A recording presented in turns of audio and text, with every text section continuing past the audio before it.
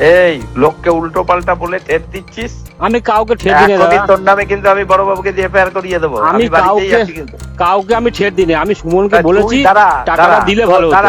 তোর ঠিক আছে? মন্দিরের হিসাব তোকে আমি পরে বলেছিলাম হ্যাঁ। যে তোরে আরো কিছু টাকা পয়সা দেবো, সেইভাবেই তো ছিল। তার মধ্যে তুই কাজ করেছিস। আর কালীবাড়ির বা তুই আমাদের কাছে কি টাকা পাবি? কালীবাড়ি ওই ছোট দুর্গা মন্দিরের পাশে মন্দিরটা 1 টাকাও দিয়েছেন?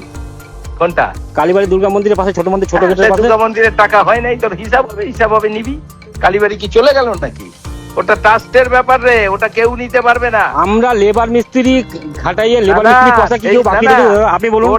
তোর সেই টাকার কথা কি এখন মনে পড়লো যে ভোটে আমি তো হেরে যাওয়ার জ্বর? না, হেরে যাওয়া যে আমি কালীবাড়ির কি আছে? কতদিন বলেছি আপনাকে পয়সা দেওয়ার কথা, আপনি দেননি। না না, ঠিক আছে? তোকে তো ওই কালীবাড়ির কথা বলেছিলাম, তুই মহাদেবদার সঙ্গে হিসাব করবি। তোরে যদি ওইটার আপনি কোনো টাকা আপনি না কারোর দেয়, সঙ্গে হিসাব করার কথা বলেননি।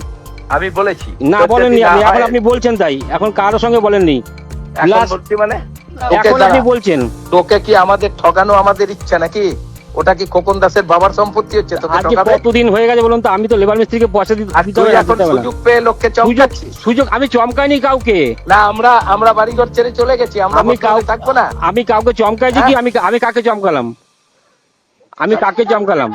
আমি শুভকে উল্টো পাল্টা বলছি। আমি দেখে উল্টো ভাবছিস বেলা বলেছি কি? বিরাট আপনি নেতা হয়ে ভয়েস গেছিস নাকি? রেকর্ডিংটা দেখুন ওর কাছে। শোন, আমি আমিও বিজেপির নেতা এখন, তুই ঠিক সেটা আছে, ভাবিস না। আপনি শুভকে সেটা ভয়েস তুই রেকর্ডিংটা ভাবিস দেখুন না। আমি কি চমকাইছি নাকি।